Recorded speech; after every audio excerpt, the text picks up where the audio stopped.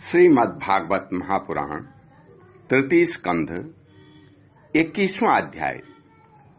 इस अध्याय के अंतर्गत आज आप सुनेंगे कर्दम जी की तपस्या और भगवान का वरदान।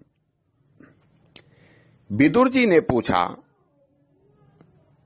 हे भगवान, स्वांभव मनु का वंश बड़ा आदरणीय माना गया है। उसमें मैथुन धर्म के द्वारा प्रजा की वृद्धि हुई थी। अब आप मुझे उसी की कथा सुनाइए। हे ब्राह्मण, आपने कहा था कि स्वांभव मनु के पुत्र प्रिवृत और उत्तानपाद ने 7 द्वीपों वाली पृथ्वी का धर्म पूर्वक पालन किया था तथा उनकी पुत्री जो देवहूति नाम से विख्यात थी, कर्दम प्रजापति को ब्याही गई थी। देवहूति योग के लक्षण यमादि से संपन्न थी।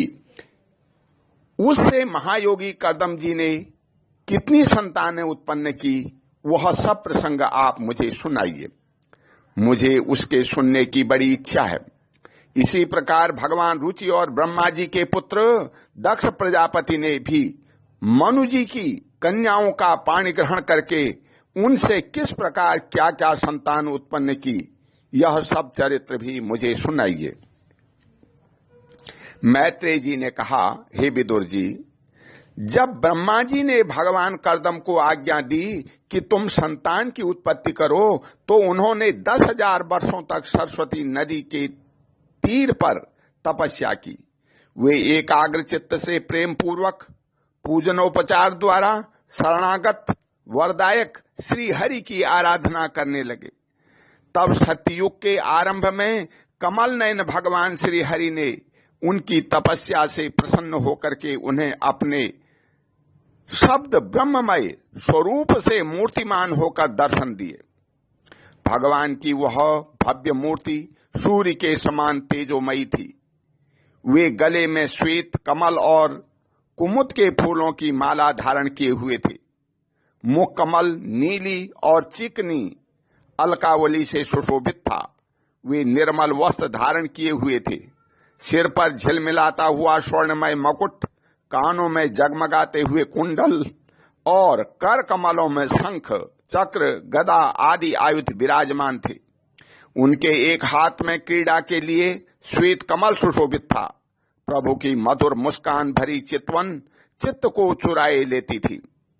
उनके चरण कमल गरुड़ जी के कंधों पर विराजमान थे तथा वक्षस्थल में श्री लक्ष्मी जी और कंठ में कौस्तुभमणि सुशोभित थी। प्रभु की इस आकाशित मनोहर मूर्ति का दर्शन करके कर्दम जी को बड़ा हर्ष हुआ, मानो उनकी सभी कामनाएं पूर्ण हो गई। उन्होंने सानंद हृदय से पृथ्वी पर सिर टेक कर भगवान को साष्टांग प्रणाम किया और फिर प्रेम प्रवरण चित्त से हाथ जोड़कर सुमधुर वाणी से वे उनकी स्तुति करने लगे। कर्दम जी ने कहा, स्तुति करने योग्य परमेश्वर, आप संपूर्ण सत्व गुण के आधार हैं। योगी जन उत्तरोत्तर शुभ योनियों में जन्म लेकर अंत में योगस्थ होने पर आपके दर्शनों की इच्छा करते हैं। आज आपका वही दर्शन पाकर हम नेत्रों का फल मिल गया।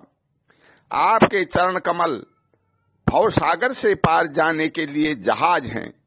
जिनकी बुद्धि आपकी माया से मारी गई है, वे ही उन तुच्छ क्षणिक विषय सुखों के लिए जो नरक में भी मिल सकते हैं, उन चरणों का आश्रय लेते हैं। किंतु हे स्वामिन, आप तो उन्हें वे विषय भोग भी दे देते हैं। हे प्रभो, आप कल्प वृक्ष हैं। आपके चरण समस्त मनोरथों को पूर्ण करने वाले हैं। मेरा हृदय काम कलुषित है। मैं भी अपने अनुरूप स्वभाव वाली और ग्रस्त धर्म के पालन में सहायक शीलवती कन्या से विवाह करने के लिए आपके चरण कमलों की शरण में आया हूं। हे सर्वेश्वर, आप संपूर्ण लोकों के अधिपति हैं। नाना प्रकार की कामनाओं में से फंसा हुआ यह लोक आपकी वेदवाणी रूप डोरी में बंधा हुआ है। हे धर्म मूर्ति, उसी का अनुगमन करता हुआ मैं भी काल रूप आपको आज्ञा पालन रूप पूजोपरादि समर्पित करता हूं।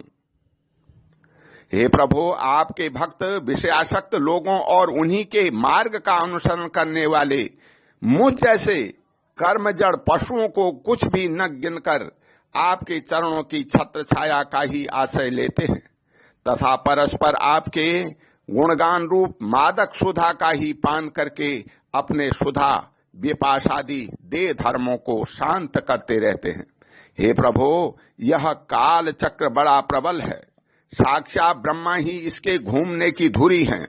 अधिक मास सहित 13 महीने अरे हैं, 360 दिन जोड़ हैं, 6 ऋतुएं नेमी हाल हैं, अनंत क्षण पल आदि इसमें पत्राकार धाराएं हैं तथा 3 चातुर्मास इसके आधारभूत नाभि हैं।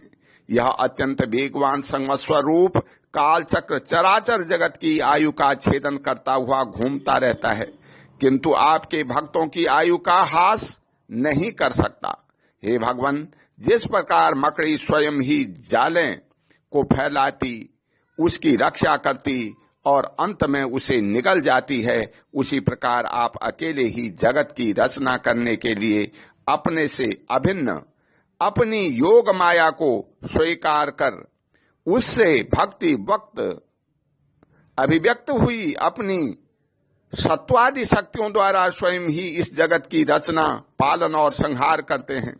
हे प्रभु, इस समय आपने हमें अपनी तुलसी माला मंडित माया से परिच्छिन्न सी दिखाई देने वाली सगुण मूर्ति से दर्शन दिया है।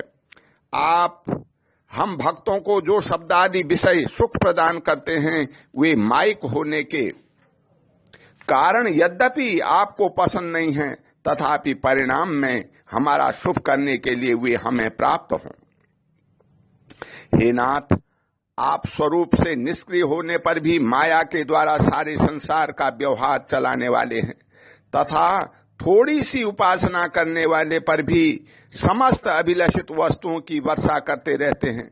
आपके चरण कमल वंदनीय हैं, मैं आपको बार बार नमस्कार करता हूं। मैत्रेय जी कहते हैं, भगवान की भौहें प्रणय मुस्कान भरी चितवन से चंचल हो रही थी। वे गरुड़ जी के कंधे पर विराजमान थे।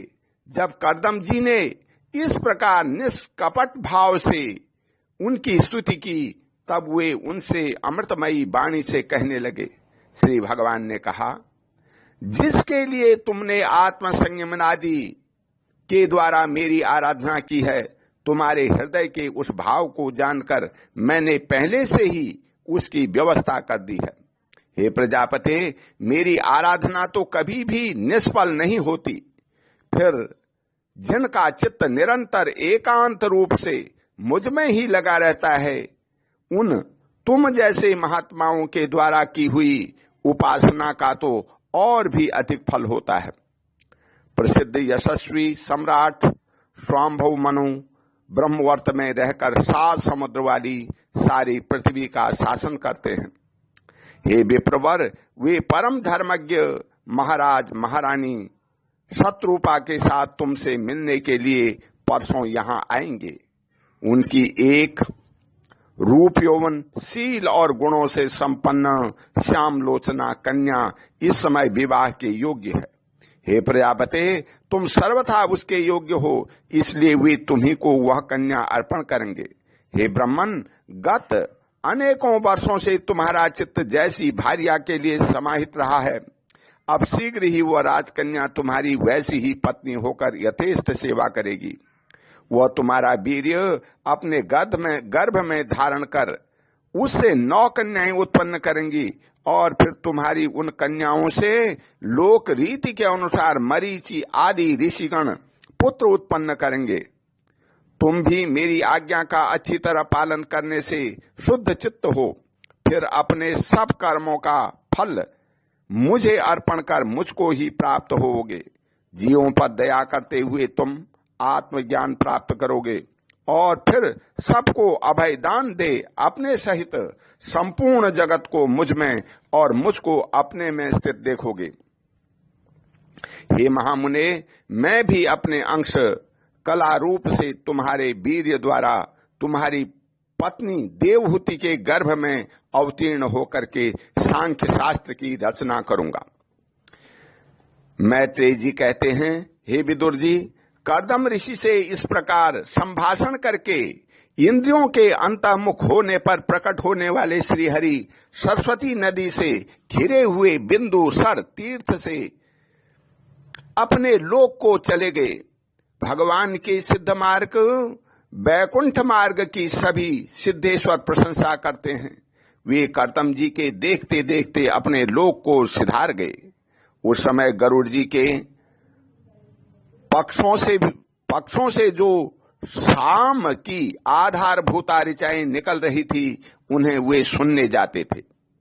हे विदुर जी, श्री हरि के चले जाने पर भगवान कर्दम उनके बताए हुए समय की प्रतीक्षा करते हुए बिंदु सरोवर ही ठहरे रहे।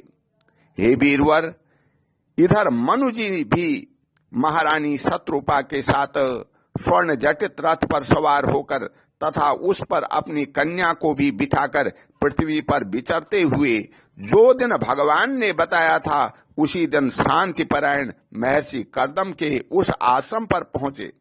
सरस्वती के जल से भरा हुआ यह बिंदु सरोवर वह स्थान है जहां अपने शरणागत भक्त कर्दम के प्रति उत्पन्न हुई अत्यंत करुणा के वशीभूत हुए भगवान के नेत्रों से आंसुओं की बूंदें गिरी थी।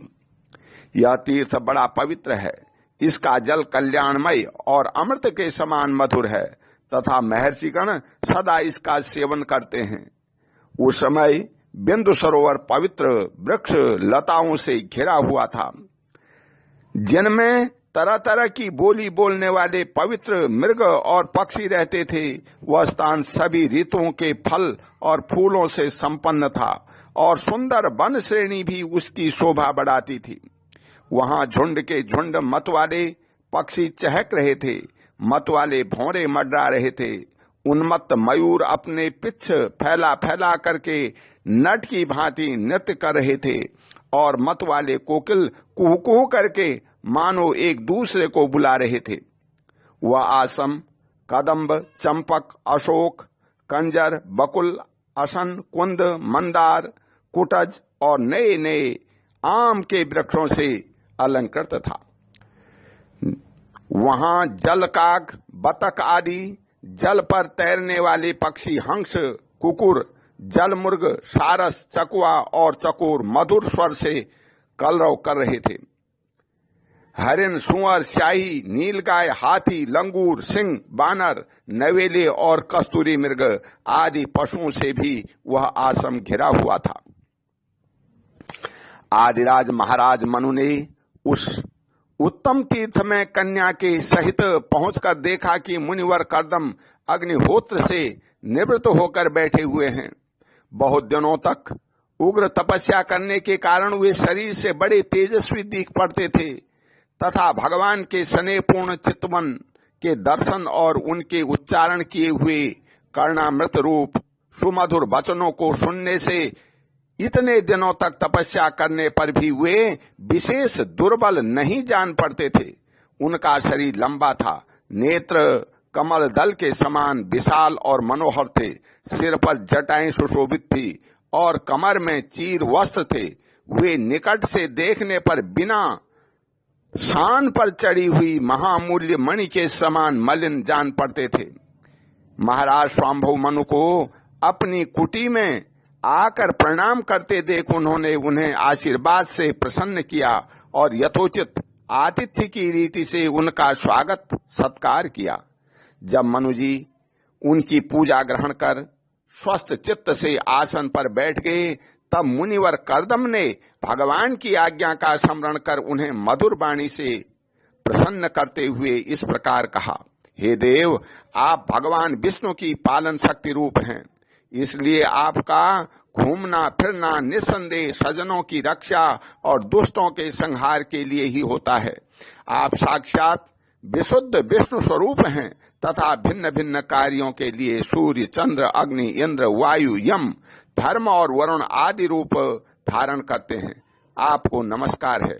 आप मणियों से जड़े हुए जयदायक रथ पर सवार हों। अपने प्रचंड धनुष की टंकार करते हुए उस रथ की घरघराहट से ही पापियों को भयभीत कर देते हैं और अपनी सेना के चरणों से रौंदे हुए भूमंडल को कपाते अपनी उस विशाल सेना को साथ लेकर पृथ्वी पर सूर्य के समान विचरते हैं। यदि आप ऐसा न करें तो चोर डाकू भगवान की बनाई हुई वर्णाश्रम धर्म की मर्यादा को तत्काल नष्ट कर दें तथा विषय लोलुप निरंकुश मानवों द्वारा सर्वत्र अधर्म फैल जाए। यदि आप संसार की ओर से निश्चिंत हो जाएं तो यह लोक दुराचारियों के पंजे में पड़कर नष्ट हो जाए। तो भी वीरवर, मैं आपसे पूछता हूं कि इस समय यहाँ आपका आगमन किस प्रयोजन से हुआ है? मेरे लिए जो आज्ञा होगी उसे मैं निष्कपट भाव से सहर्ष स्वीकार करूंगा।